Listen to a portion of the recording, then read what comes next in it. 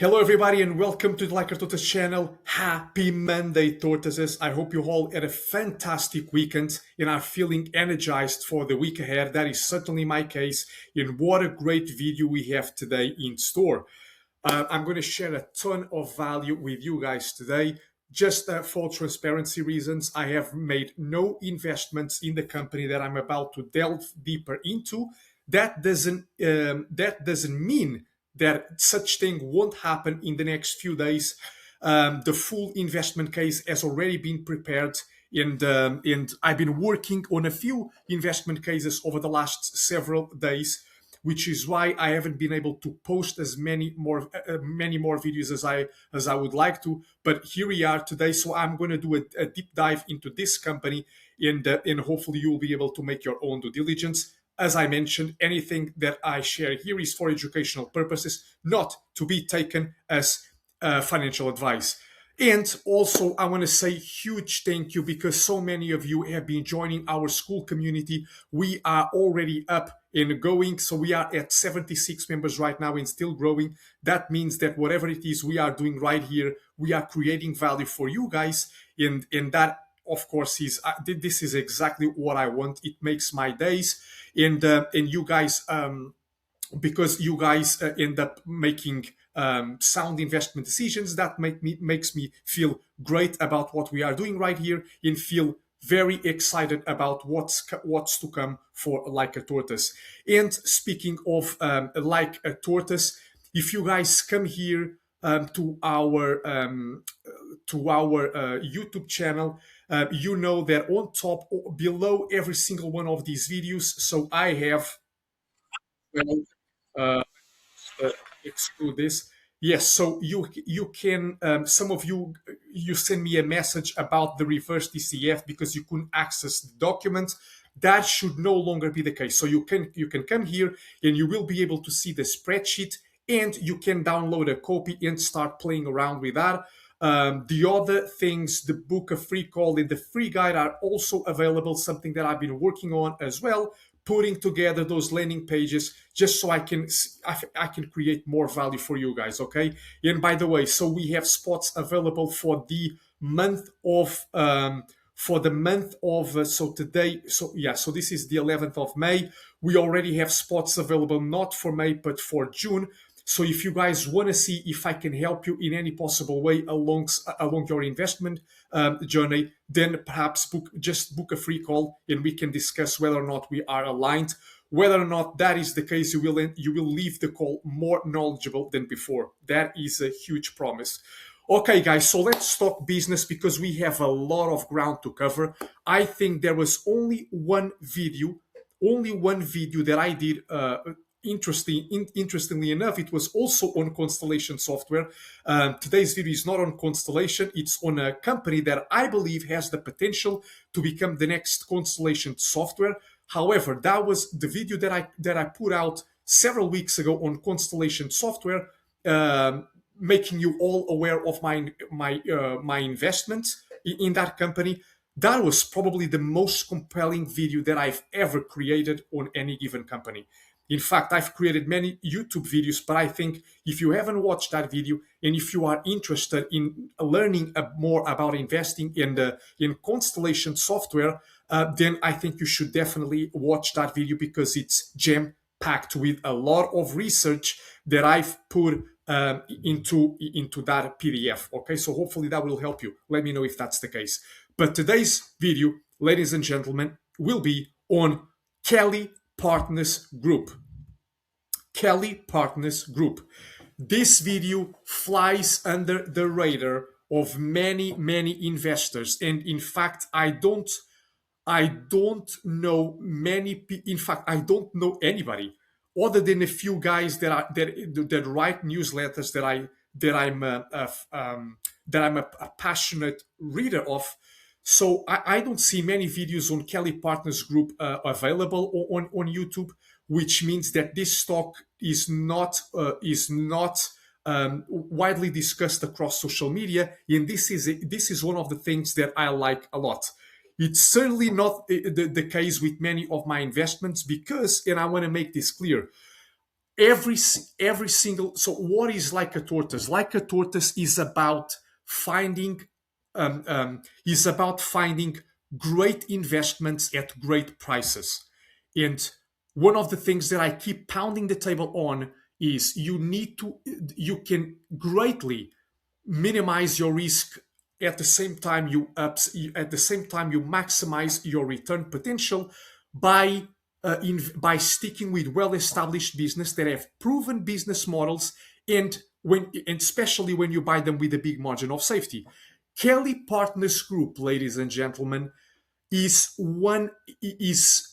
an exception to the rule. Why do I say exception? Because if you look at the market cap, they are a small cap. And this means, very transparently here, I had never invested in a small cap before, and I'm not sure whether or not I will be investing in the company. But the sheer fact that but the sheer fact that I'm sharing it with you guys, and the sheer fact that I've poured several hours of my time into putting together what I'm about to show you, then this means that this company is very interesting. They certainly tick several of my quality boxes. Otherwise I wouldn't be sharing the investment case with you here.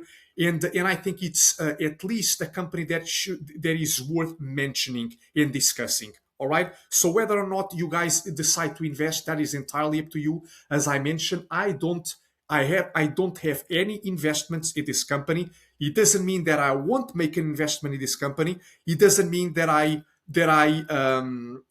will make an investment in this company either. But it's very interesting. Let's put it let's leave it at that. So market cap 204 million. That wasn't always the case. This stock, of course, is going through a huge decline. In fact, the company traded at one point at 13.43 AUS, because so it's an Australian company. They traded at 13.43 Australian US dollars, and this was still in February 2025. And fast forward to today, and you can see that the stock is right now in a 70% downturn. So the question here is, what exactly attracted me to this investment? Why do I think this is a quality company? And why do I believe this company trades at the big margin of safety? Let's talk about everything you need to know. As always, if you find this video insightful, please make sure you smash the like button, because it took a lot of time to, usually I only share these investment cases with clients, but so just like I did for Constellation Software, I decided to make an exception to the rule here, and I'm sharing this with you. Of course, the report will only be sent to clients and partners of Like a Tortoise, but get your pens ready because you will be making a ton of notes as well if this interests you. Okay, guys, so as you can see right here, let me start by sharing the PDF with you here, and I will be walking you through it. As always, this is going to be similar to what I did for Constellation Software, which means that this video is going to take about an hour to record, and but it's going to be very, very insightful. All right. So stay with me for the next several minutes because you won't regret it. I will walk you through my entire investment process. And some of you have been following the channel for several months, so, even from the very beginning in some cases. And so you know that I always ask a number of questions to build conviction, right? And then the last one will always be whether or not I think I will invest in the company, whether we should invest in this business. So the first question that I ask is, do I understand the business model? I tell you many times that if you don't understand how the company makes money, you have no business investing in the company in the first place. And that is always the case across sectors, across industries. You want to make sure that you can explain the business model in just a few minutes. And if that is not the case, then I mean, you should just move on. Maybe the business is too complex. Maybe you haven't done enough due diligence, in which case you should go back to the drawing board and pour more effort and time into it. Right. So, what the heck the Skelly Partners Group does? What the heck the Skelly Partners Group do? And if I go here to my images, Kelly Partners number one is Kelly Partners is a small cap, and I'm not sure. Maybe you don't know about this, but small caps, everybody, tend to outperform the market over the very long term. Over the very long term. In fact, I have an image right here that I was sharing with a client this morning, and I'm sharing this with you as well. You can see right here that returns on 10 groups of 4,252 stocks sorted by market capitalization. This is from 1926 to December 2006. And what you can see, everybody, is that the smallest companies typically go on to outperform the market. It makes sense because they are small, right? So the potential, the upside potential can be staggering. But because they are not as well established, many of them don't go on to become great phenomenal compounders. And so you really need to understand what you are doing. And if you are just new to investing, I wouldn't recommend investing in a company like Kelly Partners because because it's not, how can I, it's like I mentioned, it's not a well established company. That doesn't mean that I don't have my 10 years of financial data. That is important.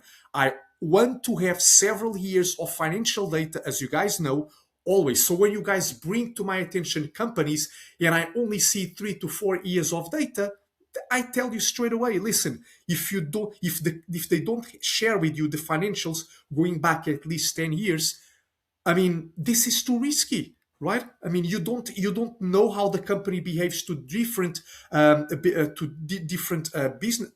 business and economic cycles. Why are you making that to yourself? There are so great opportunities in the market right now at today's valuations. Even though the market continues to make new all-time highs, you can still find several pockets trading at relative low valuations. Okay, so. Exactly. So small caps tend to outperform over time, and this one is also a founder-led company. So the CEO is the founder. He founded the company in 2006. So that means the company has been around for a very long time, and they lived through the 2007 global financial crisis, and the CEO has about 50%, almost 50% of his wealth tied into the stock, which is a criteria for a company that is not as well established. You want to make sure that you have a lot of skin in the game. All right. Okay, so what the heck does the business, what the heck do they do? They, as you can see, they are an Australian-based chartered accounting group that provides accounting, taxation, audit, advisory services to small and mid-sized companies, private business owners, and high net worth individuals. Founded in 2006, the company has evolved into a serial acquirer of accounting firms, building so far a network of 37 companies across 35 locations in Australia, United States, Hong Kong, and India, serving over 50,000 SME client groups. So they are a serial acquirer. And if you have been around for a while, you know that serial acquirers also tend to outperform the market over time. That is part of the reason I invested in Constellation Software. And I showed you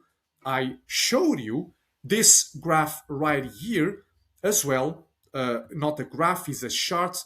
I'm a very visual person. I'm also very data driven. You can see where are serial acquirers. No, that is Moat. Okay, so let's go. No, not here.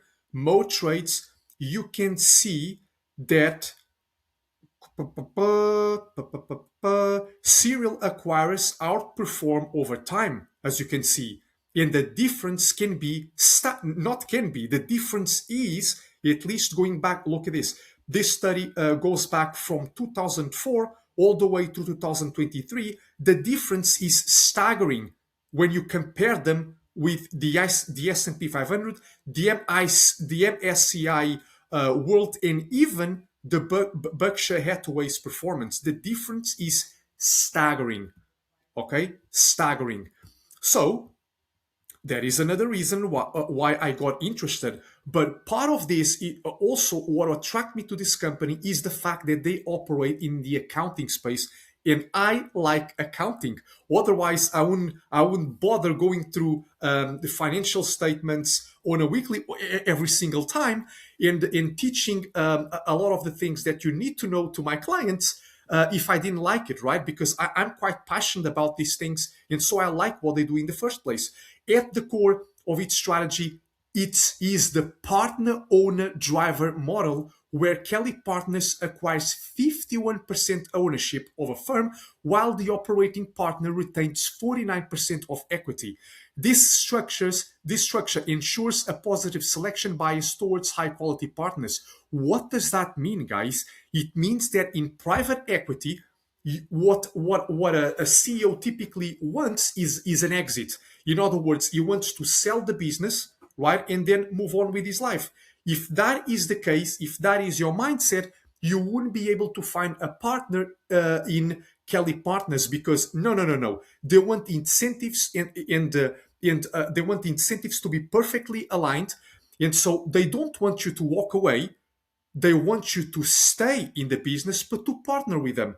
Hence, this partnership structure, 51% ownership versus 49% equity. And this, once again, ensures a positive selection bias towards high quality partners, because not every firm would want to partner with them, exactly because of this condition. So this is what the structure looks like in more detail, as you can see. And by the way, where did I got this information from? You just need to go to Kelly Partners. It's right here. Go to Kelly Partners Investor Relations. So go to Kelly Partners website, and then you can read the owner's manual. They have it right there. Read the last one. I think they share 4 to 5 owner's manual. You wanna read the most updated one. So in that's where you will find more information about this structure. But I just pulled together the main findings. And what I really love, one of the things that really got me all excited about this company was the fact that the CEO is a complete addict. And this is not an overstatement. He's a complete Warren Buffett and Mark Leonard addict. Everything it does, the structure that he follows at Kelly Partners, the way he allocates capital, closely mirrors Warren Buffett and Mark Leonard. So the company focuses on decentralized operations, disciplined acquisitions, margin expansion through operational improvement. So they acquire the companies that they believe are a good fit, and then they acquire them at a big margin of safety, and then they make them far more profitable than they otherwise would have been. And this is what allows them then to reprice. So they then reprice at a much higher multiple, right? Which unlocks a lot of value. Here's a breakdown of its revenue streams and how the company makes money. Number one, accounting, that is about 95%. That is the total contribution to revenue. Includes accounting, taxation, audit, bookkeeping, outsourced CFO services, blah, blah. Revenue is generated via recurring client fees, monthly annual retainers. So we have recurring revenue here. That is the healthiest type of revenue you can find. Compliance-driven work, tax filings report. Key characteristics: highly recurring and predictable, strong client retention. This is very important. Demand exceeds supply in SME segments. Note, this is the foundation of the business. What about other services? Contribution to total revenue about 5%. That includes, for example, financial mortgage broking. I'm not sure if I spelled this wrong. Wealth management, corporate advisory, investment office services. Revenue is generated via commissions, advisory fees, and referral income. Think of this as an upsell layer. This allows them to monetize existing clients' relationships. Now, this is an overview, and I highlighted some of the most important aspects of it. So you can see the revenue mix right here, And then you can see the structure. So um, KP, Kelly Partners Group owns a 51 interest in its operating businesses, which are run by highly engaged and incentivized co-owners. They want people, as I already mentioned, to be engaged in the with the business and the daily operations, and that benefits. So who benefit from the group's established platform. Um, and you can see, ladies and gentlemen, that since its inception 18 years ago, Kelly Partners Group has achieved a staggering 30% average revenue growth per annum, successfully executing a programmatic acquisition strategy within the Australian accounting services market. So they have been doing this for the last 20 years, almost 20 years. 30% annual, 20% average revenue growth rate, which is absolutely staggering. So the playbook that they are implementing works. It is time tested, and it's now rinse and repeat. And what they are trying to do is they are moving out of Australia, so they are setting up locations in in different areas, as we already mentioned. So if I go right here, you can see that they are in Hong Kong, UK and Ireland, United States, and they have the growth potential is staggering. But we have to be attentive to some of the risks as well. But we have a session that covers the risks with this investment. So hope that makes sense. And the internal service and the intellectual property fees, high margin layer, another very interesting thing. Contribution embedded within group economics, not separately disclosed. Each acquired firm pays a 9% fee to Kelly Partners, consisting of a 6.5% service fee and a 2.5% intellectual property license fee, proprietary systems and processes. Why? What does that matter? Because it creates a high margin revenue stream at the group level, centralized cost recovery, software systems processes, operating leverage as the network scales. Operating leverage. What do they do with that 9% fee? They don't take it for themselves. They reinvest that back into the group, and that creates that flywheel effect that they share as well in the owner's manual, as you can see right here. Since 2018, since 2018, 46.2 million have been reinvested into operating businesses. Okay, this is awesome because it makes the group, the operating businesses, more efficient as well. Very, very good. Acquisition and margin expansion engine. Contribution. This is the core to long-term value creation. They acquire firms at mid-single digit earnings multiples. Pay attention. Use a decentralized structure with partner incentives. Then they improve margins, often 2 times industry average EBITDA. In financing structure, no equity dilution, everybody. Even though they are still a small cap, they haven't diluted shareholders. So how do they fuel those acquisitions? With debt. Debt placed at the operating company level. But here is the thing.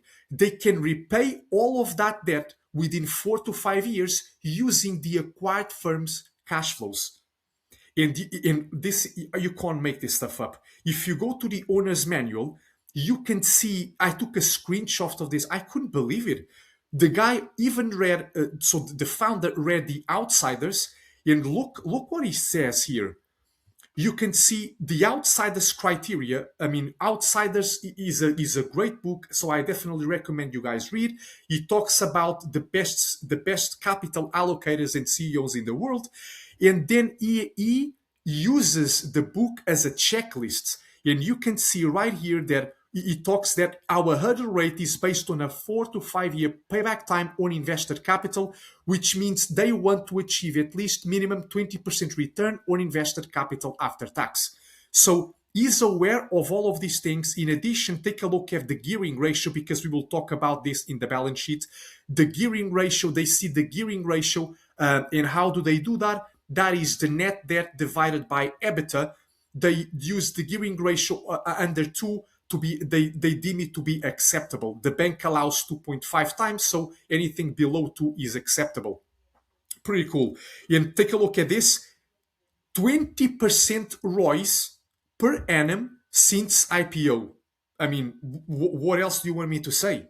Since IPO, they IPO'd in 2007, so that gives you almost 10 years of ROIs above 20%, which is staggering. So value is created to multiple arbitrage, right? Buy a low, trade at higher multiple. By the way, they don't sell the companies. They may sell if they realize they make a mistake. However, most of the time, they never buy a company without making sure that there are synergies and they are perfectly aligned. The goal is to let them compound under their umbrella for a very long time. Margin expansion, organic growth from freed up partner time. Here is the partnership criteria. They typically acquire businesses whose size falls between 2 million and 10 million of revenue. Okay, mission value, they need to share the mission values and vision of the group. They want to become part of Kelly Partners and so on and forth. Right here. Productivity unlock, contribution indirect but significant. Partners can spend 40% more time on high margin advisory work and winning new clients. Not in a supply constrained market, this time shift directly drives revenue growth and margin expansion. And you can see what the geographic split looks like. 80% in Australia, so they still are very concentrated in Australia, but now they are also going international, and we continue to see that with the partnerships that they create over the last few years. Australia, United States, Hong Kong, the business remains Australia dominant with international expansion still in its very early stages. And by the way, just to set the context here, even Brett Kelly said that even if they did stay in Australia alone, they think, according to the total addressable market there, they would still have enough room to grow the business at about 10% per year. That is incredible. So the company is still quite early in its growth journey. So Kelly Partners is best understood as this decentralized acquisition platform for accounting firms built around recurring compliance-driven revenue and scaled through disciplined capital allocation, operational improvement, and long-term partner alignment. Although the company operates across several service categories, the overwhelming majority of revenue still comes from core accounting and taxation services. And we will talk a bit more about the fragmentation that is seen in the industry and how that bodes very well for a company like Kelly Partners Group. Question number 2, is management capable? Do we trust management to deploy? Do we trust management to make sound investment decisions with our hard-earned money? And I think, based on my analysis, that this is definitely the case. There is a strong alignment in capital allocation discipline, but with some founder risk to monitor. Brett Kelly is not a typical hired CEO. He's a founder operator with deep industry expertise. So before founding the company, he had worked in the space for several years. So he comes with 20 plus years in accounting before building KPG, built the firm from 2 offices to 30 plus locations. Needless to say, he knows the company and industry inside out, which is very, very good.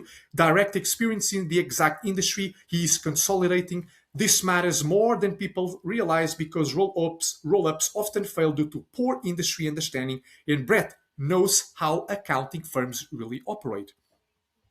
Capital allocation mindset, this is the big one. This is what really excited me about this story. You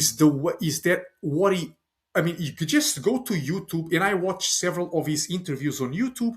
I even invited him to the Liker Totas channel. Hopefully, fingers crossed, he will come to the channel, and you guys will learn a ton from the man himself, because he's such a devoted disciple of Warren Buffett and Mark Leonard in the way that he runs his day-to-day operations.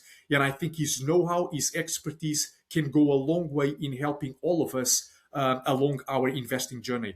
But more importantly, he acts like it in practice, not just in words. So he acquires these companies, He avoids equity dilution, no constant share issuance, even though the company is still small cap, uses that decentralized structure which mirrors the framework used at Constellation style. And by the way, he also met Constellation founder and former CEO Mark Leonard. He was even, if I'm not mistaken, invited by Mark Leonard to attend one of their events, which is awesome.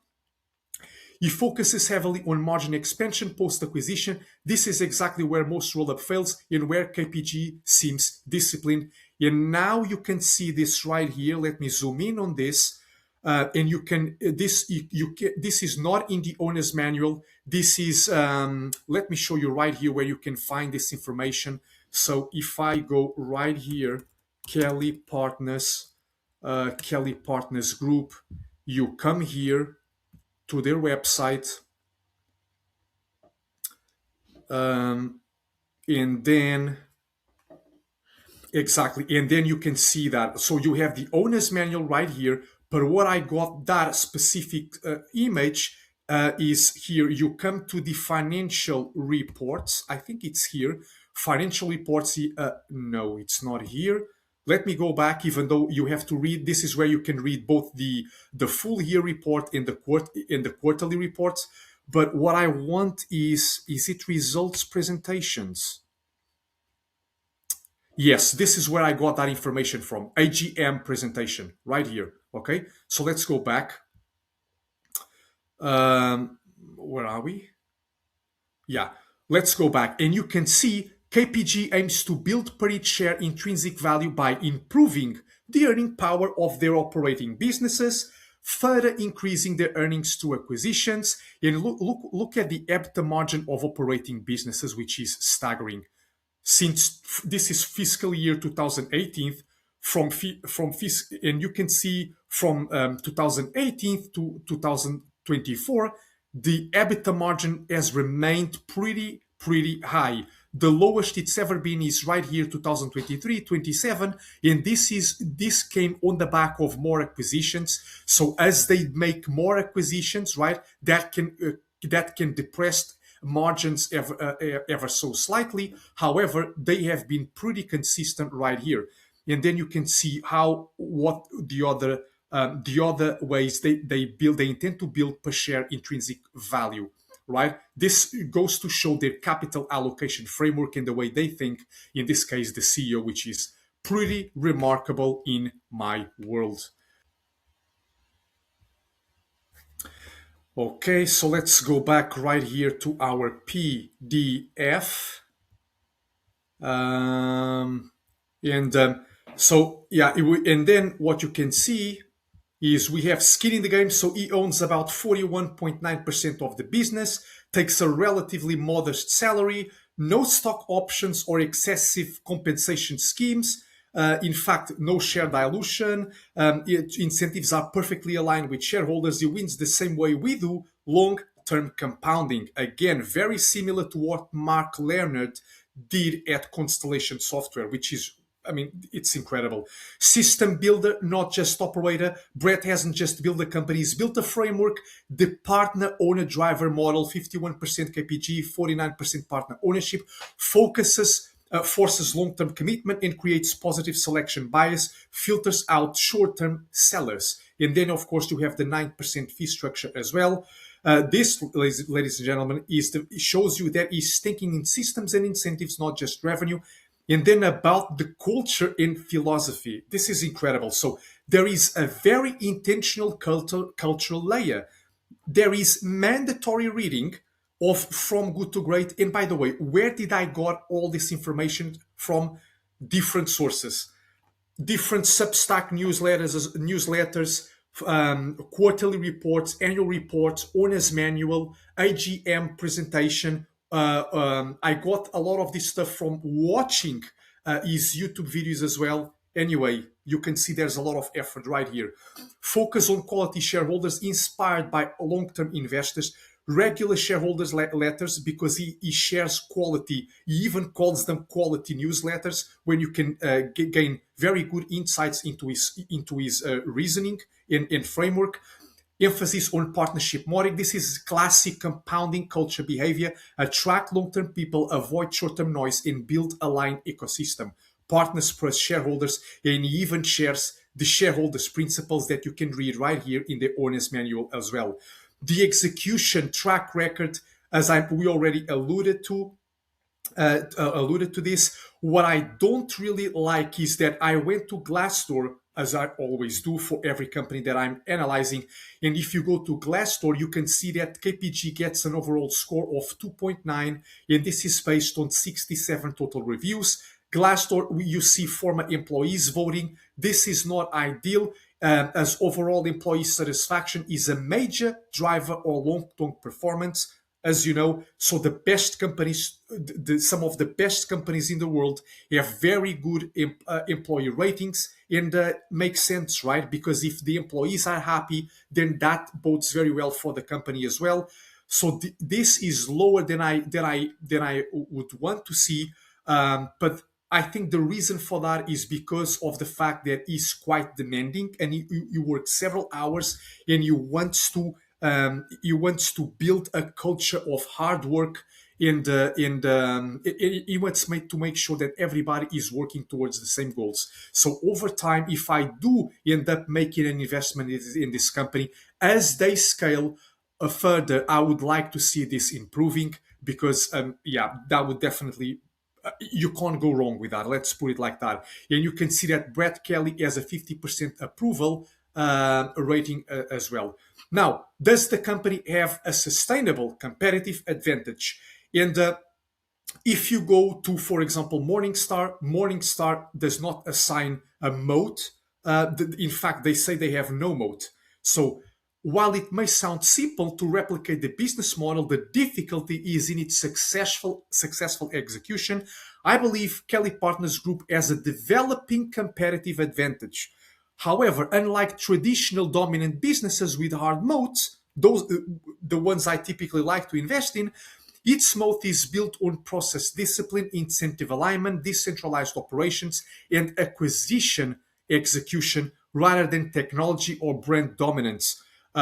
Here's a structure view: acquisition engine and industry fragmentation, narrow to expanding moat. The biggest advantage is its ability to operate as a disciplined serial acquirer in a highly fragmented accounting industry, because the accounting market consists primarily of thousands of small independent firms, many of which, this is important, are poorly managed operationally, which is why he set out to create his own accounting business, distribute most profits instead of reinvesting, lack succession planning, operate with suboptimal margins. Kelly Partners attempts to exploit what Brett Kelly calls a great business poorly done. By targeting small accounting firms, KPG can acquire businesses cheaply and improve economics post-acquisition through operational enhancements. You can read more about that. Over time, this creates a repeatable acquisition playbook that becomes very difficult to replicate across competitors. Similar to Constellation software, the advantage is less about the underlying industry and more about pattern recognition, deal sourcing, capital allocation discipline. He oversees every capital investment decision the company makes. And this acquisition flywheel is the foundation of their developing moat. Partner owner driver, we already discussed that, so I won't be spending more time here. Operational systems and margin expansion. KPG has developed centralized systems and processes that acquired firms can leverage, including marketing, HR, compliance, back office operations. Each firm pays this. While these fees, this is important, may initially appear unattractive to sellers, because think about it. I have an accounting firm that generates between 2 million and 10 million. I'm considering a partnership with them, but then I have to pay a 9% fee. So while it may sound unattractive, they act as another filter to attract only partners who truly buy into the long-term model. More importantly, these systems allow accountants to spend roughly 4% more time on clients and advisory work, which improves revenue, generation, client acquisition, margin expansion, and ultimately this return on invested capital. There is a reason why Kelly Partners Group has achieved the returns on invested capital it has achieved for the last almost 10 years. KPG has stated that its EBITDA margins are roughly double the industry average after implementing its operational playbook. Therefore, the moat is not necessarily accounting itself, but rather the repeatability of improving acquired accounting businesses. And yet, what I got from the owner manual as well was right here, where it compares the EBITDA margins with the industry. And you can see that this is staggering right here. Okay, pretty solid. Recurring revenue and client stickiness. Accounting and tax services are deeply embedded within SME operations. Switching accountants, this is important. Switching accountants can be operationally disruptive. I know that as a business person, so I know exactly what this means. Time consuming, risky from a compliance standpoint. Additionally, accounting costs are typically a small percentage of a client's overall expenses. Think about like the software businesses that provide mission critical software, the type of businesses that Constellation acquires, the costs, right? So those costs are small, a small percentage of the client's overall expenses. However, they can't go without these softwares. And so the cost of switching is actually very high. Reducing the incentive to switch providers. This results in stable recurring revenues, predictable cash flows, and resilience during economic downturns. While switching costs are not as strong as enterprise software businesses, they are still meaningful over long periods. Founder-led capital allocation and culture, we discussed that. Conclusion, Kelly Partners' competitive advantage is best described as a process-driven moat built on acquisitions, incentives, operational systems, and long-term capital allocation. The company is protected by technology, not protected by technology or skill alone. Instead, its advantage comes from all of this. And if management continues execution successfully for many years, that moat could strengthen and can strengthen significantly through reputation, scale, deal flow, operational knowledge, and cultural reinforcement. And as Brett Kelly always says, he stays within his circle of competence. Exactly what, quoting Warren Buffett and Charlie Munger here. He only stays in his lane, and that is the accounting space that he knows like the back of his hand. Awesome.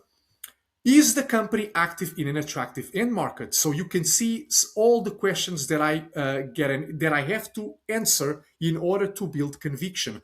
I believe that they do operate in an attractive end market, particularly for a disciplined serial acquirer. However, the attractiveness comes less from rapid industry disruption or improvement and more for a combination of structural demand tailwinds, industry fragmentation, recurring revenue supply constraints, succession-driven acquisition opportunities. This is very important. We will look into that shortly. Here is a structured view. Structural demand tailwinds, highly attractive. The accounting and taxation industry benefits from several long-term structural tailwinds that are likely to disappear anytime soon. These include what you can see right here.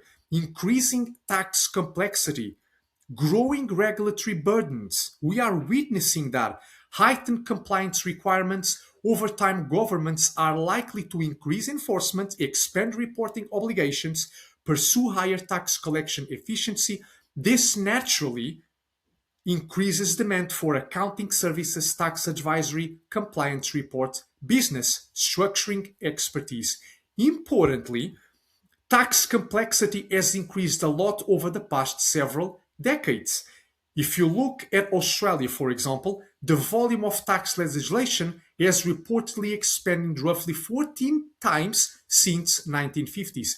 I got this also from his own manual, where he says that from 1951 through 2013, 14, the law volume growth of 14 times, law volume growth 14 times since 1950. And paying taxes in Australia is considered more difficult relative to some other developed countries, and he compares that to United Kingdom and United States right here. So very interesting right here. And like cyclical industries, accounting demand tends to remain relatively resilient even during weaker economic environments because we have to fill our taxes. We still need accountants regardless the economy goes into a recession or not. Taxes still need to be filed, audits still need to be completed, compliance obligations remain mandatory, stable, recurring revenue generation, everybody. Favorable supply demand dynamics, major tailwind. According to industry operations, many accounting professionals are already operating at full capacity, and this shortage has persisted for years and appears structural rather than temporary. Reasons include aging workforce demographics, fewer young professionals entering the fields, and even with advancements in AI, much of the higher value advisory and relationship based work remains difficult to automate. This will bode very well for firms like KPG. Highly fragmented market structure, we already discussed some of that, but take a look at this. KPG's SME focused addressable market is estimated around 12.5 billion. This is in Australia alone. So most firms remain small, partner-led, operational efficient, blah, blah, blah, and you can see that this suggests there is a substantial runway for growth if execution remains strong. As I already mentioned a few minutes ago, Brett Kelly has stated that the company could potentially grow at 10% annually for the next 25 years in Australia alone, and now they are moving abroad. So yeah, it's incredible. Succession crisis creates a massive acquisition opportunity. What does that mean? Aging ownership base, everybody, within the accounting industry. A large number of accounting firm owners are approaching retirement age without internal succession plans, natural buyers, capital partners. This creates a great opportunity for KPG, and they refer to it as the succession dilemma. Across Australia, the United States, and the United Kingdom, tens of thousands of accounting firms may face succession challenges over the coming years. Estimates suggests roughly 87,000 firms could face succession issues within the next 5 years. This creates a potentially enormous pipeline of acquisition opportunities for KPG. Importantly, many of these firms possess sticky client relationships, attractive economics, limited competition from institutional buyers because they are still small, right? They are still small. And this trend may become one of KPG's strongest long-term growth drivers. And you can see the global total addressable market right here, as they also mention in one of the owner's manual right here. You can see the total number of accounting businesses facing succession issues in the next 5 years, 87,000. Staggering. Cool. This recurring and resilient industry economics, we discussed that as well. Competitive positioning within its niche. This is very encouraging. My research leads me to conclude that KPG does not directly compete with the big four accounting firms. We all know who they are: PwC, Deloitte, KPMG, and EY. Instead, KPG focuses primarily on SMEs, private businesses, and high net worth individuals. Within this niche, the company appears to have strong brand perception, good industry reputation, and growing scale advantages, which positions them very well to continue taking market share over time without needing to compete directly against the largest global firms. So, this is the conclusion. Operates in a very attractive end market for a disciplined consolidator.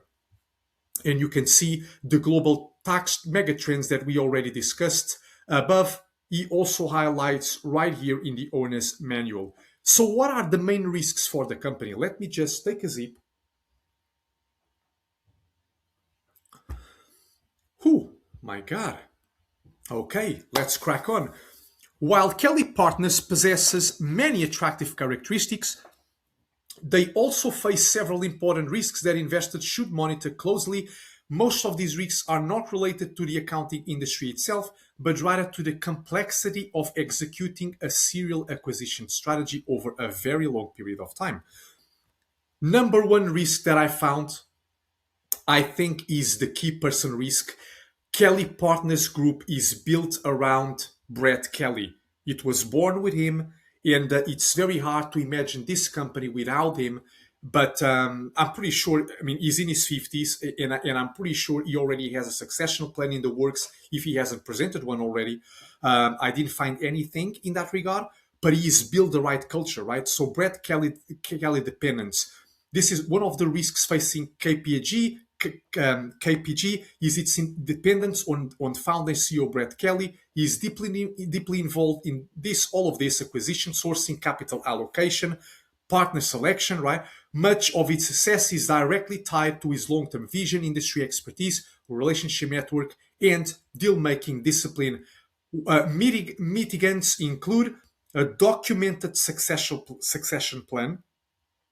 I didn't read about this though, so I didn't read about it. But I want to see.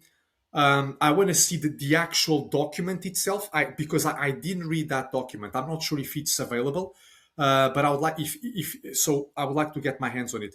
Development of the internal Eagle Scout group, institutionalizing the acquisition process over time. Then you have the acquisition and integration risk, which can happen. Some acquisitions are not going to yield the results they wanted in the first place. KPG's entire growth strategy depends on successfully acquiring and integrating accounting firms, which creates real risks, as you can see. Cultural mismatches, overpaying for acquisitions, failure to improve margins, client attrition post-acquisition. And serial acquirers often look strongest during periods when acquisitions are flowing smoothly. Problems arise when integration standards weaken. Growth accelerates, incentives become misaligned, or management stretches beyond its operational capacity. Because KPG's model relies heavily on maintaining entrepreneurial cultures within acquired firms, scaling integration while preserving culture could become increasingly difficult over time. Mitigants include the strict partner screening, because not everyone meets the criteria. The 49% retained ownership model, Brett Kelly's direct involvement in deals, and an 18-year operating track record. How about that? International expansion risk, meaningful risk. As I told you, they are growing, they are expanding locations, they are growing internationally, and understandably, this carries risks with it. Expanding outside Australia introduces additional complexity because you have different regulatory frameworks, different accounting standards, different tax systems, cultural differences, local competitive dynamics. Many serial acquirers perform well domestically but struggle internationally. For example, Telenom has faced challenges scaling successfully into foreign markets despite strong domestic execution. KPG appears to be aware of this risk, and I listened this. I listened to him talking about this on a YouTube podcast, and he is aware of this risk and has adopted a slower subterranean expansion strategy. He enters markets cautiously. He starts with one high quality firm and then learning local dynamics before scaling. Very, very, very, very, very important right here. So he first taps. He taps the. So how do you say? Is he taps the waters? He tests the waters before jumping right in, and this is very, very important. Competition for acquisitions, industry risk. Historically, one of the largest competitive threats in the accounting acquisition market came from private equity firms. PE-backed buyers, so private equity-backed buyers aggressively entered the sector, and then this happened. Mitigants include KPG's long-term ownership model, strong reputation among founders, partner alignment structure, sellers preferring KPG over financially aggressive PE buyers. Organic growth slowdown is another risk. because as KPG scales, and they are still far away from this because the growth runway is still incredible, they are still a small cap, but as they scale, growth mathematically becomes harder, right? Large revenue bases require larger acquisitions, organic growth rates may slow, and so investors should monitor organic revenue growth, client retention, margin trends, and revenue per partner to ensure the underlying business remains healthy independently of acquisitions. And then, of course, we have a big contributor to this decline in the share price, and that is none other than AI risks. Of course, anything that uses software or these days is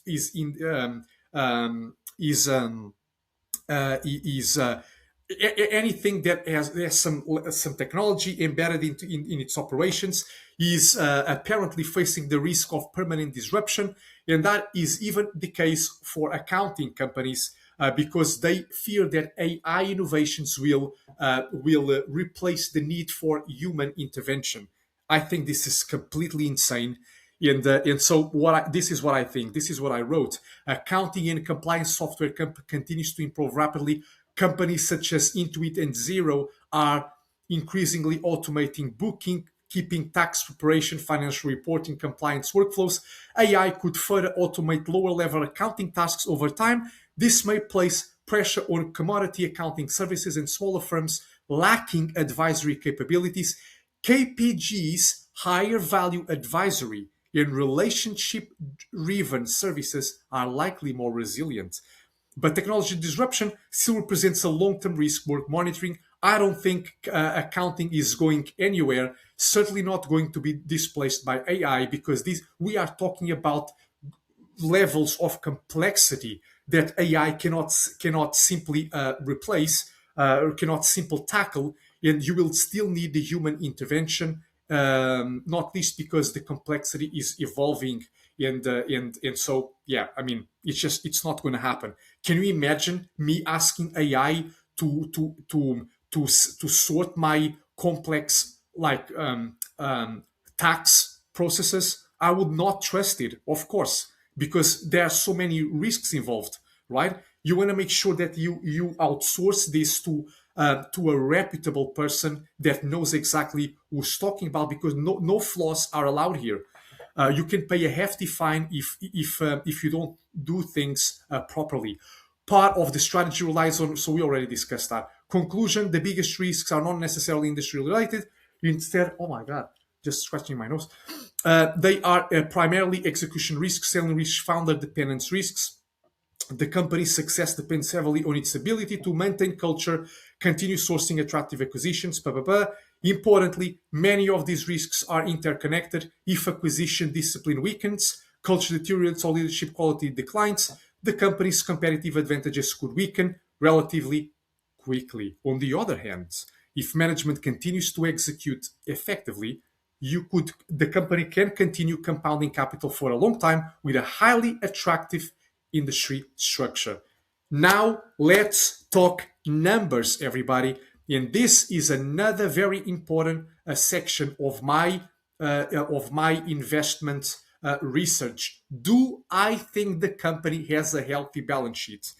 And these things look a little bit different for a company like Kelly Partners Group for the reasons that I'm about to explain. But remember that they are a serial acquirer. Serial acquirers, they have a lot of amortization costs. And amortization costs are a non-cash expense, right? So a non-cash item, but they affect net income. And so we can't use metrics like net income to analyze a company like Constellation Software or Kelly Partners Group. And so we have to tweak, we have to adjust some of these metrics to reflect the nature of the company itself. So, for example, the interest coverage ratio, how do you calculate it uh, like with a normal company? You do the operating income divided, right, by net income. In fact, I have it right here. If I go to my intrinsic module, not here, right here, my intrinsic value calculation, which I did for KPG, you can see that the interest coverage ratio, where I got that information from, because I always use this to analyze the company from a financial standpoint, as you guys already know, if you have been following the channel for a while. But you can see where is the interest coverage ratio right here, 3.46. And you can see how you calculate it, right? So you have to do the EBIT right here, which is the operating income divided by the interest expense.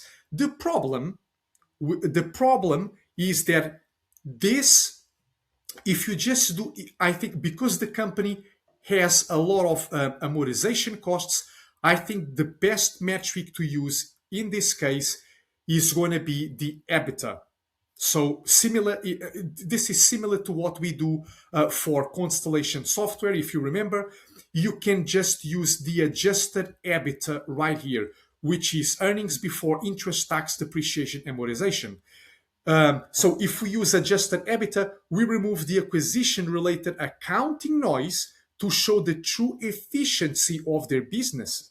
When we do this, we get an adjusted interest coverage ratio of 4.88 versus the normal 3.46 right here, which is using EBIT.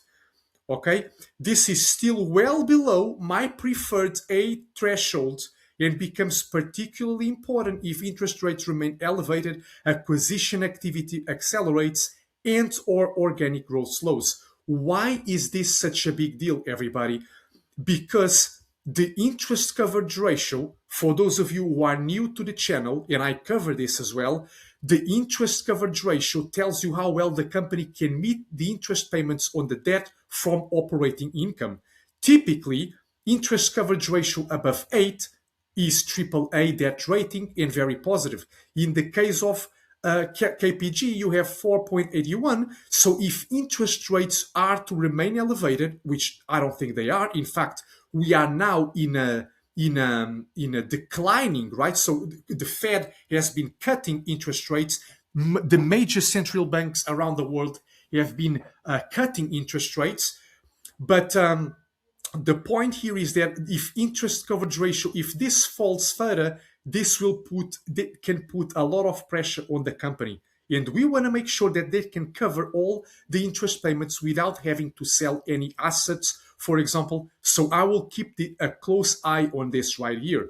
The current ratio sits at 4.57. The current ratio below 1 means the company has effectively only $0.57 in current assets for every $1 in current liabilities. On the surface, this might suggest the company may struggle to meet its short-term obligations due within the next 12 months. However, this is where you have to understand the business. In KPG's case, this is not a major concern. The predictability and the recurring nature of their cash flows, right? So the client fees, monthly annual retainers, strong operating cash flow characteristics. This means the company does not need large amounts of working capital to operate. That's important. Note, low current ratios are common in companies with high operating efficiency and strong cash conversion cycles. That said, it does reduce the flexibility during stress periods, especially if acquisition financing tightens, something that we have to keep monitoring going forward as well. But what about the debt to equity? KPG uses moderate leverage because remember, right, I mentioned that they are in the acquisition space and they use debt to fuel those acquisitions. And then the goal is to pay down, is that those acquisitions will pay for themselves within 4 to 5 years, as those companies' free cash flows will cover all the debt. And you can see, however, that the debt to equity is still 1.67. As discussed above, we already discussed acquisition, cash flows. This makes the leverage more manageable than it would be in a cyclical business. They are not in a cyclical industry. Debt to free cash flow 4.17, which means that the company can pay all of its debt within about 4 years of free cash flows. Ideally, I want to see that under 3 or 3. However, as the leverage is being used productively rather than defensively. So they are using this productively and intentionally. Very important. Debt to earnings 39.60, which will raise red flags immediately. But again, remember what I told you about earnings and the amortization costs? Exactly. You can't use net income here. You have to use the adjusted. You even use adjusted net income. You have to add amortization costs, or ideally, it makes sense to use EBITDA in this case, and I do that as well for Constellation software. And if you do that, so if you do the EBIT, if you do the total debt divided by EBITDA, you will get 3.21, which is far more conservative. The goodwill, because they are a serial acquirer, you expect a high percentage of goodwill relative to total assets. In the case of Constellation software, this number is much lower compared to KPG. Okay, so KPG, this currently sits at 33.85. It's a bit high. It used to be higher in the past, so they brought it lower. In fact, 3 years ago, I think this was closer to 50. So I think we are definitely in the right direction. But still, I would prefer this to be lower, as it will reflect a more disciplined acquisition pricing. High goodwill, why is this a big deal? The goodwill is the excess you pay for a company relative to its book value. And the reason that can be a problem is because if those acquisitions don't play out as you want them to play out, you have to write down the value of you have to write down the assets, right? So they are worth less than you initially expected. And that will lower the equity, but it will also create an expense, so it will lower net income. It will affect the company's healthiness, and so that's why it's very and because the core of what they do is acquisitions, they better make sure they are doing the right acquisitions, right? What about this is the gearing ratio that I was telling you about initially. This is the group with the gearing ratio under 2 as acceptable. Take a look at the trend since 2021, and right now it's at 142. You can see that has been going up because the leverage it has been going up because of acquisitions. As they do more acquisitions, the gearing ratio can go up. However, notice how they actually also brought it down. The reason is leverage increases during periods during acquisition activity, but is then improved again through EBITDA growth in debt repayments. This further supports my conclusion that the balance sheet is leveraged intentionally but not recklessly. Okay? Awesome. So I would characterize its balance sheet as healthy enough to support the current strategy, but not conservative enough to ignore. Importantly, the balance sheet appears sustainable if execution remains strong, but potentially vulnerable if execution falters. For a serial acquirer, the balance sheet looks reasonable, though not exceptionally conservative. And now, does the company need a lot of capital to operate? They don't. So you can see that capex as a percentage of sales stands at 2.83, which is below our preferred 5% thresholds, and the capex as a percentage to operating cash flow sits at 10.56%, which is below my preferred 15%. So no, they don't require heavy reinvestment to sustain its operations, which is consistent with the nature of the business, right? So KPG primarily operates service-based businesses. They provide accounting services, bookkeeping, taxation, relationship-driven accounting firms, and low fixed asset operations. Most of the company's value comes from people, client relationships, operational systems, and brand reputation rather than physical assets. Therefore, the business requires relatively little reinvestment to maintain existing operations. Is the company a great capital allocator? And the answer is straightforward. They are a phenomenal capital allocator. Look no further than the history of the company's ROI since going public. It's staggering, everybody. Capital allocation is the most important task of a CEO, as if you didn't know it already. Over long periods of time, shareholder returns are driven less by operating results and more by how effectively free cash flow is reinvested. Constellation software is built around this principle, and of course, Kelly Partners appears to follow a similar philosophy. Take a look at that. Since 2007 all the way to 2025, the average has been 24.7. This is the group ROIs. And then if you also add the organic revenue growth, this is what Mark Leonard does at Constellation Software. This means that ROIs plus organic revenue growth sits, for example, in 2025 at 27.5, and the average has been 29.4%. I mean, seriously? This is incredible. I always target the ROIs above 10% as a sign of strong reinvestment efficiency. Especially, I look at ROIs above 10% over 10, 5, and 3 years. That is certainly the case for a company like Constellation Partners. Once again, you cannot use traditional ROIs calculations, everybody. Do not use NOPAT. How do you calculate ROIs? You use net operating profit after tax divided by invested capital. Wrong, because they are a serial acquirer, again, amortization costs. So you have to use EBITDA instead of NOPAT, or excuse me, don't use EBITDA. Use an adjusted. What they do is they use net profits after tax and before amortization. And then they use invested capital, which is total debt plus total equity, but they use NPATA. I'm not sure if I'm pronouncing this correctly, my bad, but I think it's NPATA, net profit after tax, and before amortization. That is the number that you can put right here instead of NOPAT.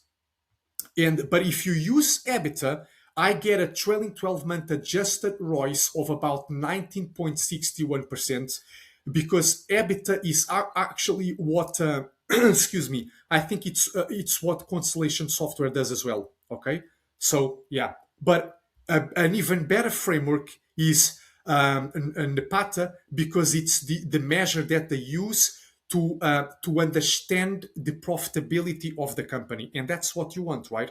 So with ROIs, you want to know how well the company can how well the company can translate invested capital into net profit after tax before amortization. That's what you want to do. And so this is a very strong result and aligns closely with the approach often used, analyzing. That said, we can see that revenue has declined somewhat from the Group 70 average of 24.7. So the reason for this decline is probably because of the acquisitions. The company has done a lot of acquisitions as well, which caused probably ROIs to come a bit under pressure. And it's not completely new. You can see that there are some years, for example, right here in 2019, when it was at around 22.6, and more recently here in 2023 at 20, but then it jumped back to 24.8%. So the group monitors this very closely. Very, very important. And therefore, while KPG's current ROIs remains highly attractive, it will be critical to monitor this going forward. Another metric that I often pay attention to, of course, is the economic spread, because you want to make sure that they are creating shareholder value. And so the return on invested capital should always be greater than the weighted average cost of capital. And we know that if you use EBITDA, you get a ROIs of 19.61, and the weighted average capital cost of the company, so the average cost of capital for the company is 5.9, which means the economic spread is 13.71%. The economic spread measures how much value a company creates relative to its cost of capital, so to its cost of funding the business. KPG spread of 13.71 indicates that the company earns substantially more on its invested capital than its costs to finance that capital. Ideally, I look for companies with an economic spread above 8, as this typically signals strong value creation and efficient capital allocation. KPG spread comfortably exceeds that threshold, suggesting management has so far been highly effective at deploying capital into value accretive opportunities. And you can see that the company has a beautiful overview of its capital allocation metrics. Again, just go to the this is capital allocation full year, as I already I mentioned this above. I shared this screenshot above, so yeah, you guys are seeing this. You are not seeing this for the first time, but yeah, here we go. So lastly, since IPO, it has reduced its share outstanding by 0.48%, and they have not raised any additional capital, which is very beneficial for shareholders as their stake doesn't get diluted. So yes, they have a strong we appear to have a strong emerging capital allocator with attractive reinvestment economics. By the way, where did I got the information regarding the Royce? I made that calculation, but what about the weighted average cost of capital? I went here to stock analysis, as I typically do. I came here to statistics, and then you can come, if you scroll down, you can see financial efficiency. You can see the weighted average cost of capital stands at 5.90%. Voila.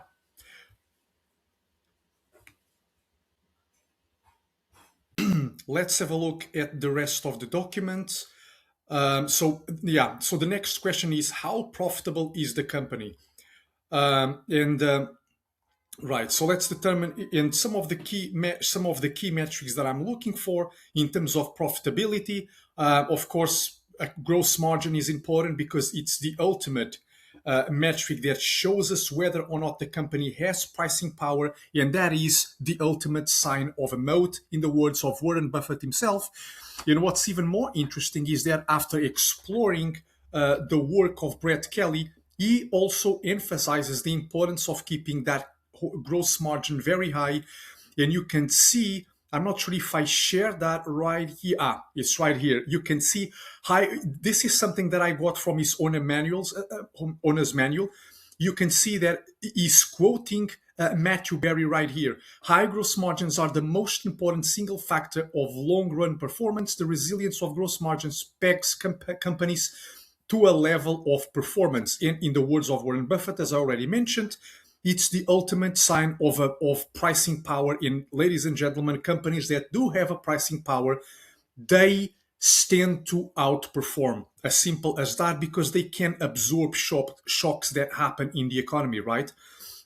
And you can see how Kelly Partners compares to competition and how they boost far better margins in relation to competition, which is very, very good to see.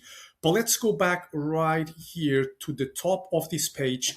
So you can see gross margin currently stands at 49.8. Of course, I'm not doing net margin for the reasons I already mentioned. So you have to do EBITDA margin, and that is 25.80. And then you have trailing 12 months free cash flow margin at 19.77%. And if I went to the AGM report, and I took this screenshot and made a few highlights. As you can see, this is the look at the underlying EBITDA margin in fiscal year 2024 was about 27.8%. Then in fiscal year 25, it was about 25.6%. So very nice to see. And now we are at about 25.80%, very consistent over time. Something that I really like to see. And you can see underlying NPATA 19.7% and 19.2% in fiscal year 2025. Very good. And we already covered the gearing ratio. In addition, you can see cash conversion. The fiscal year cash conversion ratio is 99.8%. What is the cash conversion ratio? The way you calculate that is by doing, as you can see right here, the operating cash flow divided by EBITDA. Why? Typically, you would do this divided by net income. In the case of, because of the amortization expense, it makes sense to do that before amortization. So they use EBITDA in similar fashion to Constellation Software. And you can see that stands at 99.8% fiscal year 2025. What's even more encouraging to see is that since 2021, you can see the average cash conversion sits at 94.94%. What this means, ladies and gentlemen, is that it tells you that they have quality earnings, high quality earnings. So how well can the company convert profits into cash flows? That's what we want.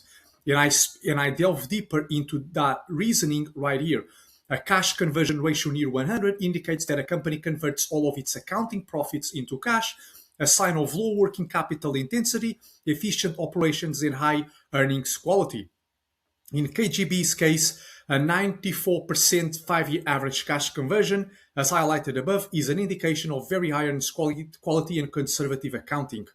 A TTM 49.8% gross margin is very attractive and reflects the nature of the business model, right? So we see minimal incremental delivery costs, no inventory requirements. In fact, if you go to the balance sheet, you can see, of course, they don't have any inventory. Limited physical infrastructure needed, and low capital intensity.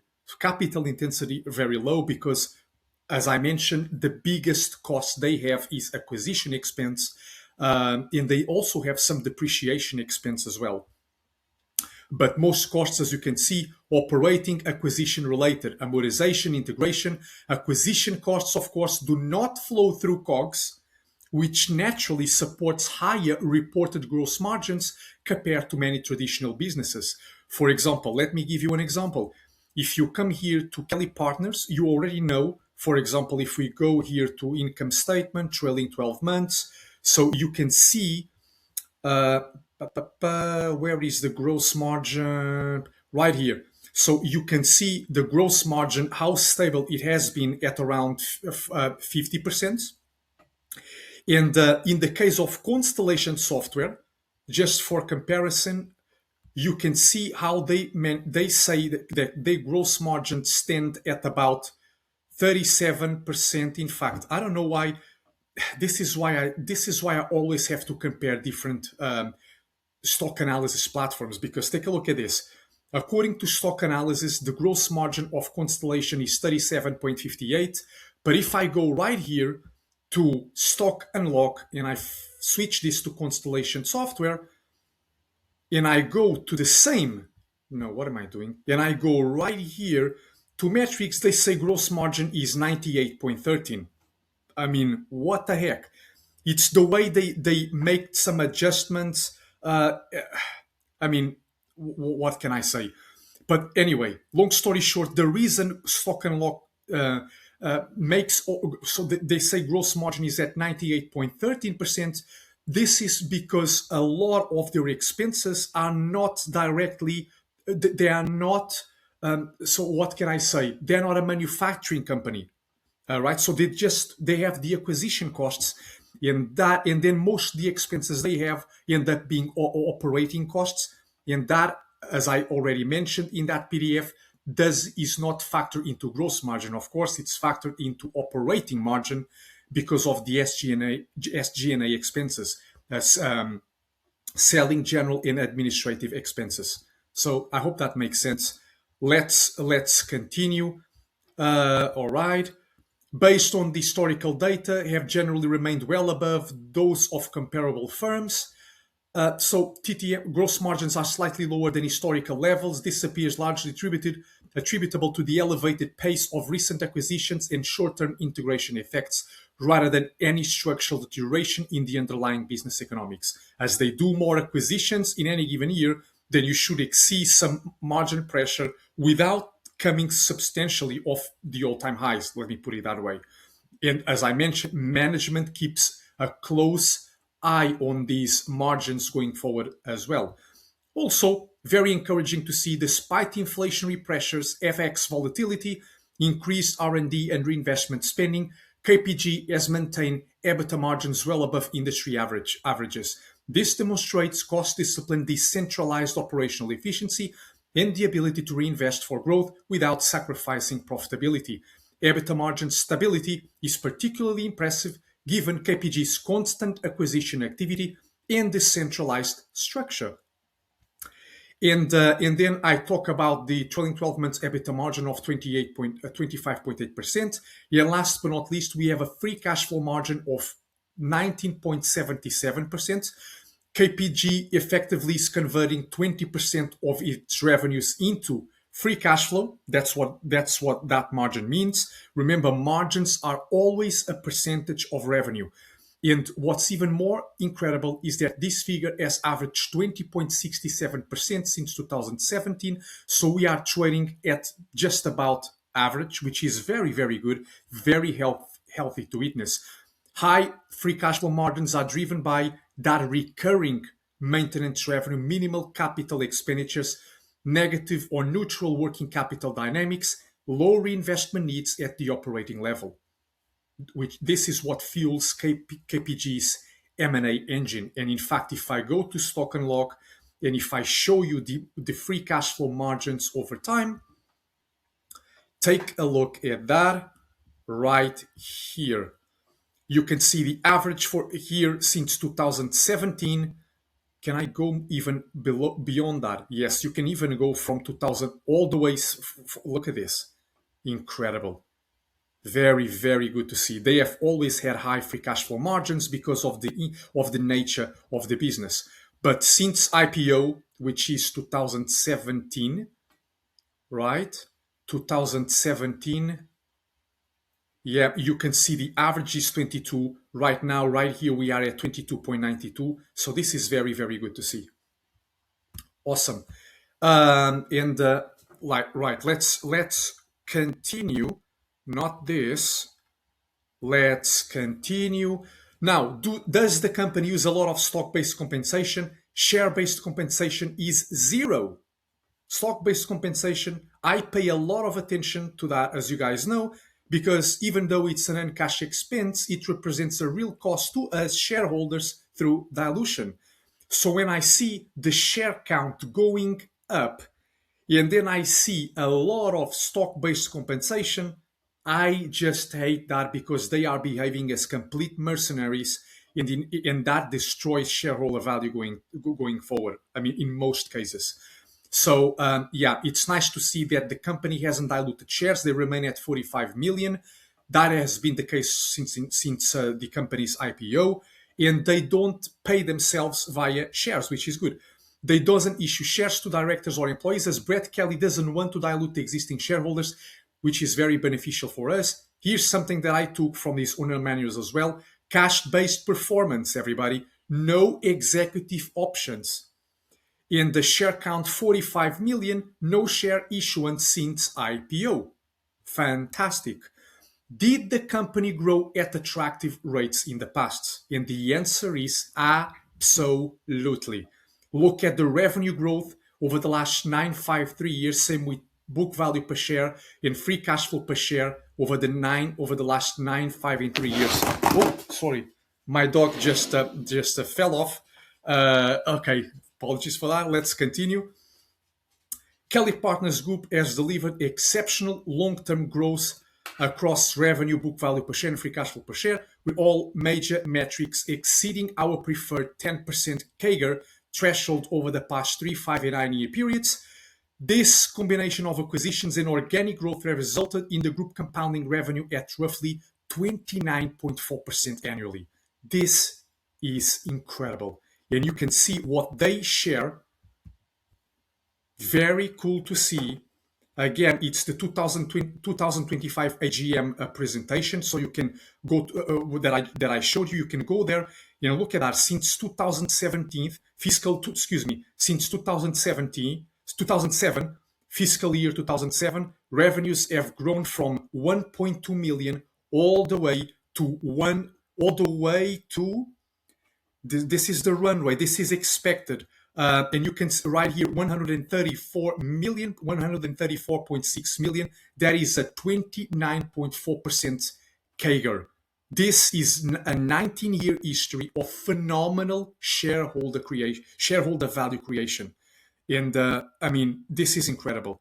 What's even more incredible, as you guys will see, is the projections that the company is making. Oh, and by the way, They 5 years ago they set out to achieve X amount of revenue and X amount of EBITDA, and they delivered on their promises. I mean, well, they delivered on their expectations, and they are setting pretty how can I say, they are setting pretty I'm not going to say exuberant targets going forward. In their view, it's realistic. It remains to be seen whether or not this will happen, but I will show you once we answer the question, does the future look bright for this company, because that is also important. Okay, so let's continue right here. Revenue growth, as you can see, has been particularly impressive. The company achieved this. We already discussed that. Importantly, this suggests that KPG has not yet experienced a meaningful slowdown despite growing substantially larger over time, but they still have a long runway. Book value per share, this is still a strong outcome considering the companies actively uses capital to fund acquisitions and expansion initiatives rather than optimizing purely for near-term book value growth. Most importantly, so we already discussed the free cash flow per share, right? This is important. Many can grow without generating meaningful per share value creation, however, appears to have maintained throughout its own journey strong cash generation, healthy margins, great returns on capital. Overall, KPG's historical performance strongly supports the view that management has successfully compounded capital over long periods through a combination of disciplined acquisitions, operational improvements, and recurring cash flow generations. So the key question is whether or not they can continue to do this going forward, right? And look at, so I took this from stock and lock. Let me just zoom in on it so you guys can see. This is the book value per share since IPO, so since 2017. Same from free cash flow per share, same for revenue, same for operating income, and you can see the staggering value creation right here. So very, very nice to see. Yeah, look at the progress in 5-year periods. So this is what they've achieved, right? The step number one, they were in the startup phase. That was from fiscal year 2007 all the way through fiscal year 2012. And then you have the foundation from fiscal year 2012 to fiscal year 2017. And now we are in the acceleration phase that started in fiscal year 2021, and it's going to go all the way through fiscal year 2026. We are in the acceleration phase, and then after this phase, we have the growth. In fact, we have the global phase, and that is really when things should start exploding further. And again, we will discuss that right here in when we ask the question, does the future look bright? As you can see, this is something that I found in the report. KPG has set a fiscal year 2026 revenue run rate target of approximately 157 million. This is very achievable because if I show you right here, let's go back to our stock analysis.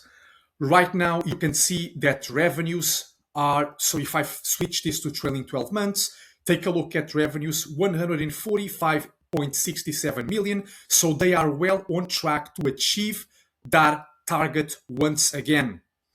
So having a history of delivering on your targets, that is very, very, very good. Okay. Given that the group reported fiscal year 2025 revenue of around 134.61, that's the number that you see. That's the number that you see right here. Look, right. So if I change this to annual, you can see fiscal year 25, 134.61. Go back. Yeah. This implies expected growth of roughly 16.6%, which remains very highly attractive and, in my view, achievable. I think this also has some margin of safety built in, which is very good. But yeah, very, very achievable, in my opinion. Another encouraging sign is management's long-term mindset. KPG appears willing to make investments that may negatively impact short-term earnings if they are expected to create greater shareholder value over time. This is very important for a serial acquirer where underinvestment in systems, people, and integration capabilities can eventually weaken long-term returns. The company also intentionally avoids providing detailed short-term earnings guidance. Very cool. Management has stated that forecasting precise full-year headline numbers is difficult due to acquisition timing and integration variability. But more importantly, they believe excessive focus on short-term guidance can encourage short-term thinking, and I couldn't agree more, at the expense of long-term value creation. Now, let's talk about probably the most exciting part of this already 1.10 hour presentation. In fact, I think, yeah, we are well beyond that. So, but hopefully it's worth it, because I really want to make this investment case visible to you, so you can have a clearer understanding of my thought process. And you can see, look what their assumptions are, everybody. So this is their 5-year plan. I highlighted the fiscal year 2025 because that's where we currently are. And so you can see that we are still in the acceleration phase, but then from fiscal year 2026 onwards, then that we enter the global phase, and they are expecting NPATA to jump from 9 million all the way to 40 million by 2031. Guys, and look at revenue. They expect revenues to explode from about 135 to 500 million. If they execute on this, if this materializes, you will have a 10x on this investment. And so, I mean, that if this is not, if this doesn't excite you, and the fact that management has delivered before on its targets, then I mean, if this doesn't excite you, then I don't know what does, because I think this is incredible. Does the company trade at a fair valuation? This is another thing that should get you very excited, because I can, every time I look at the charts, I see the stock facing more selling pressure. And you can see that when, in fact, just to put things into perspective, guys, when I did this, when I did this calculation analysis, this was yesterday. I'm recording this on Monday, 11th of May, and yesterday the price to NPATA was 17 times.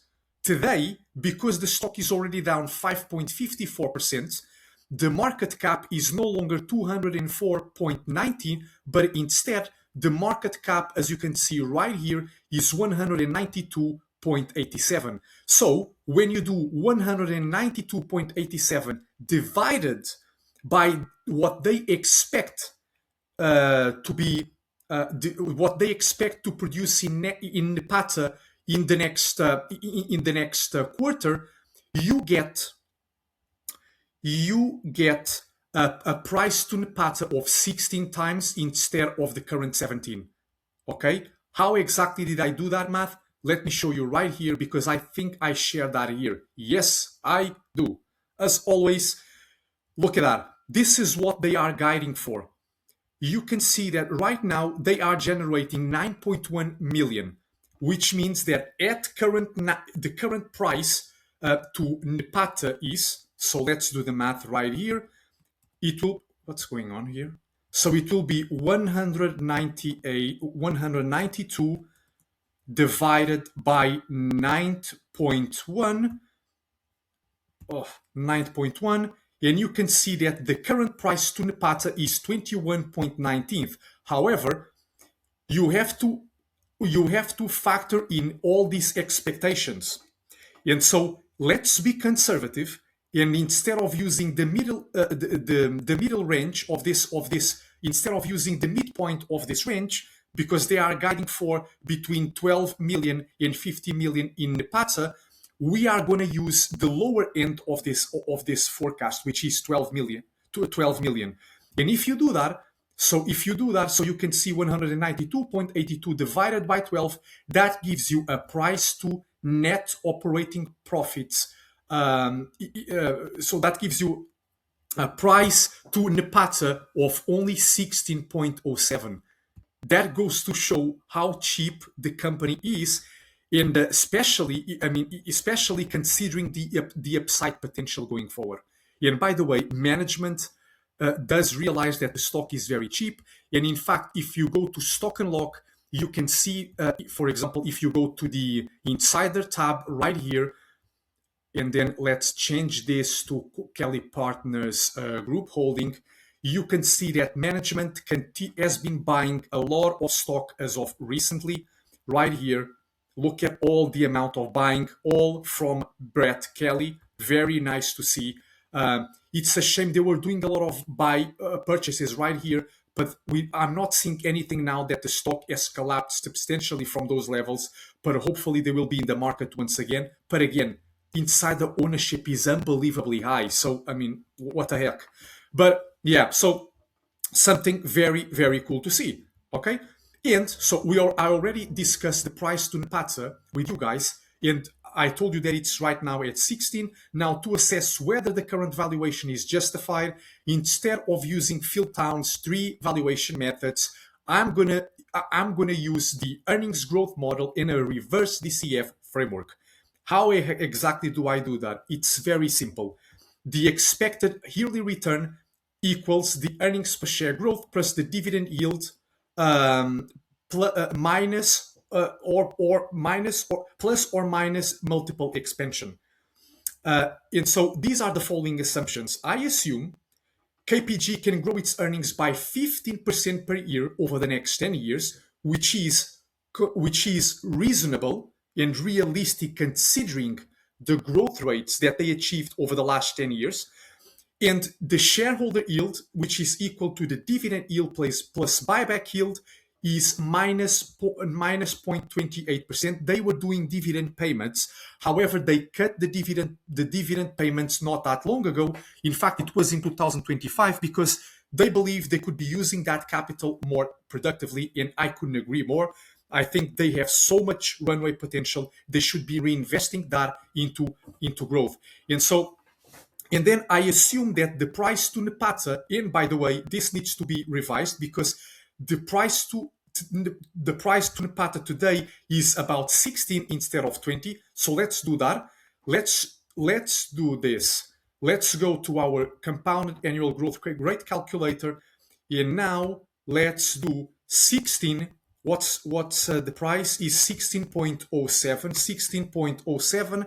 I do expect that in 10 years, if they deliver on this, they deliver these growth rates, that you're going to see an expansion of the multiple from 16.07 to about 20. And I'm being conservative here as well. Excuse me, what am I doing? Not 15 years, sorry. Yeah, this is incorrect. So it's 10 years, not 15. Let me change that. So it's 10 years, and the ending value, so it is 2.21%, and this is the number that you will need to add right here, 2.21. So what do we have, ladies and gentlemen? We have our 15% earnings growth rate, 15% plus this 2.21%, 2.21% minus, and then minus what is, this thing is still in yellow. I hate when this happens, but I need to check that again. So let's see if this comes. I think, yeah, right here. So minus 0.28. Minus 0.28.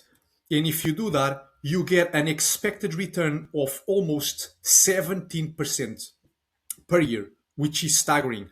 So the question you have to ask yourself is, am I happy with 16.93% potential returns going forward? My answer is absolutely yes. So it does meet the margin of safety entry price from a price to Napata, but also from an earnings growth model. And now I want to see exactly what the growth is, what is the growth currently implied in the current stock price, and whether this investment makes sense. And to do that, we will be looking at our reverse DCF. Look what I mentioned right here as well. This is important. These assumptions don't appear overly aggressive given KPG's historical growth rates, long acquisition runway, strong free cash flow, profile, attractive industry industry structure. So yeah, and now let's looking at the DCF, which I have right here. Again, we will be using 12 million. 12 million, as I showed you, is this is the lower end of their the fiscal year 2026 guidance. That is their lower end, as already discussed. I always want 15% on my money because I want to double my money every 4 to 5 years going forward. They have 45 million shares outstanding, and the current price today is not 4.50, is 4.2. And so when we do that, let's go to our let's go to our reverse DCF. Okay, so going right here to our reverse DCF template, you can see that I've plugged in the numbers that I just told you about. So we have the current stock price of 4.26. We have the shares, so the shares, the number of shares outstanding, which currently sit at about 45 million. What the heck is this? Currently sit at about at about 45 million. And then what we also have is we have the perpetuity growth rate, right, where you have 3%. I always use 3%, but if you want, you can use 2.5 or 3%. It's really it's not that important. And then you have the desired return, and in my case, it's 15% because I always want to double my money every 4 to 5 years, as you guys already know. And then the NPATA in year one is about 12 million, and you can see that if let me take this out, and you can see. Yeah, I'm not sure why I can't drag this. It's quite annoying. Yeah, very. Yeah, okay, cool. And you can see right here growth rate. So you can see that with the intrinsic value per share currently sit at about 4.21, and that assumes, which means that the current growth implied in the stock price is about 12.50%.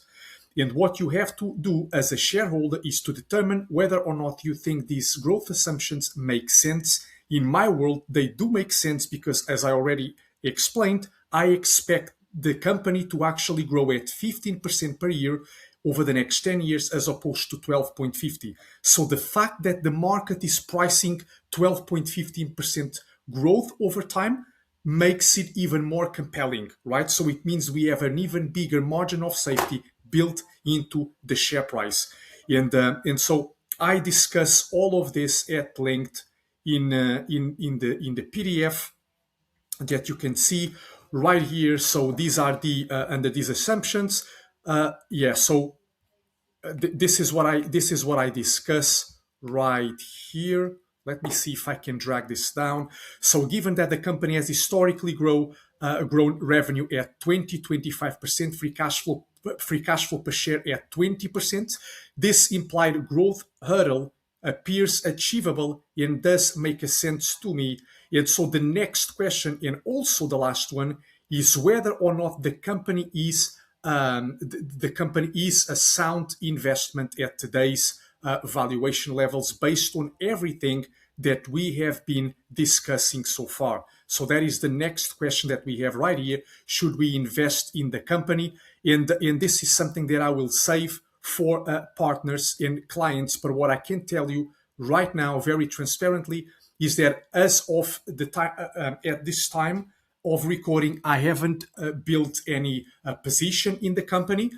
And because, as I mentioned, I have already created a few investment cases on different companies, and I will be sharing them with clients. That includes the companies that I intend to invest in, even though I still have I only have room for one for one position in the portfolio, because I don't think I will own more than 8 companies in the portfolio at any given point in time. So yeah, I hope that makes sense, everybody.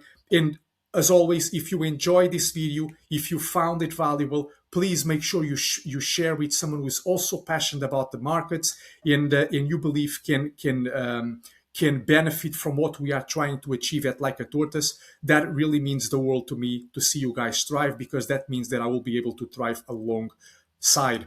Right, guys, thank you so much for tuning in. Stay safe, and let's let's make money the tortoise way.